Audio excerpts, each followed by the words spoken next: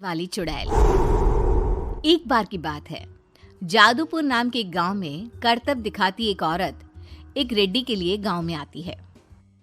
आइए आइए मेहरबान कदरदान, खाइए रोहड़ा के ताजे ताजे केले। कभी खाए नहीं होंगे ऐसे केले, पीले पीले केले खाइए।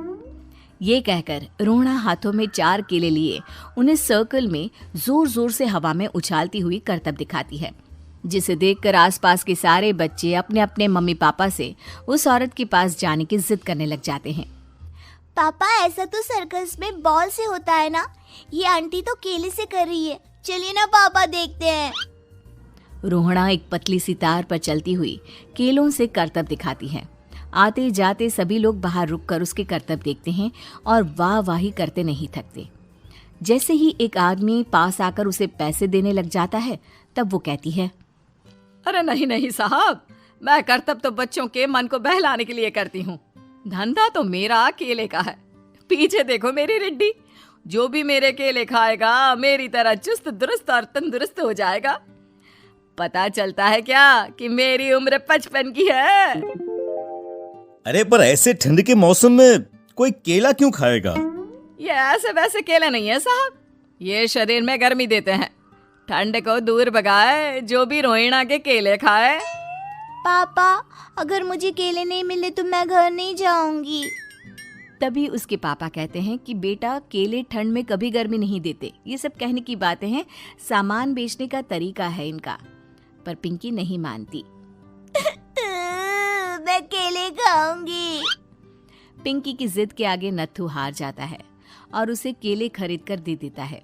पिंकी खुश होकर केले घर ले आकर खाती है। अब मैं भी करतब करूंगी, कितना मजा आएगा। जादुई केले। पिंकी पहला केला खत्म भी नहीं करती कि वो बेहोश हो जाती है। दूसरे केले से एक काला धुआं आता है और रोहड़ा चुड़ैल बनकर बाहर निकल आती है। मेरे भूतिया केले बच्चे न खाए, ऐसा हो ही नहीं सकता। जादूपुर वालों, कब तक बचोगे? आ गई हूं मैं रोहड़ा, जिसका कोई नहीं कर सकता सामना। रोहड़ा पिंकी को गोद में उठाकर काले धुएं में कहीं गायब हो जाती है।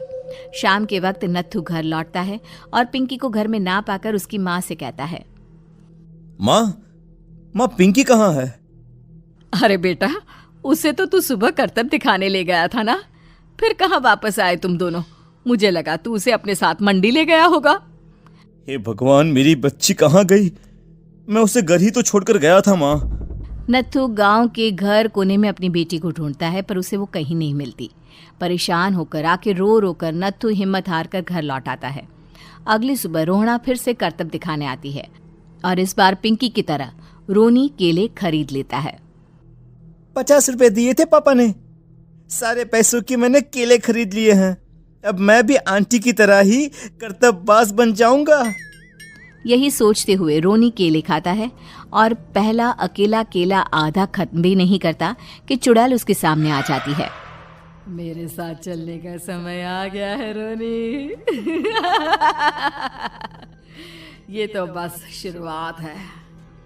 अब इस गांव के सारे बच्चे धीरे धीरे मेरे कब्जे में होंगे, एक बच्चा भी नहीं बचेगा। ये कहकर रोना रोनी को गोद में लेकर काले धुएं में अदृश्य हो जाती है।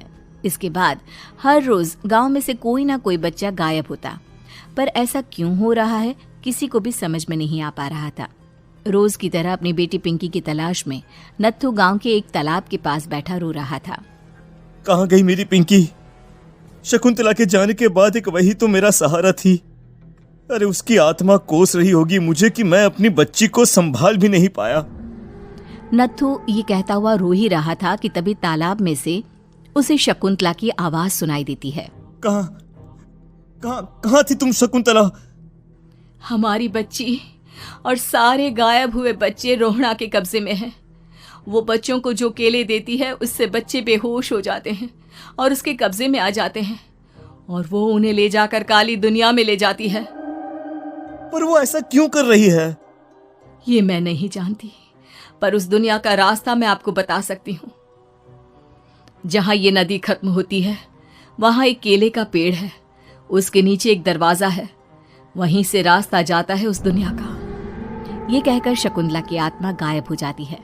गांव के सभी लोग झुंड बनाकर उसी रास्ते से काली दुनिया में चले जाते हैं और वहां देखते हैं कि सारे बच्चे वहां काम कर रहे थे। पापा मुझे ले चलो यहाँ से। पापा पापा। सभी बच्चे अपने मम्मी पापा से लिपट जाते हैं। तो तुम लोग यहाँ तक आ गए? क्यों हमारे बच्चों को पकड़ लिया तूने? तुझे शिकार ही बनाना है तो ले, हम सब आ गए हैं, हमें खा ले। नहीं, मुझे बच्चे चाहिए। मेरे बच्चे के बदले तुम लोगों के बच्चे। क्या मतलब? मैं इसी गांव में रहने वाली एक औरत थी। केले की चोरी के इल्जाम में मेरे बेटे को गांव वालों ने इतना मारा कि वो मर गया।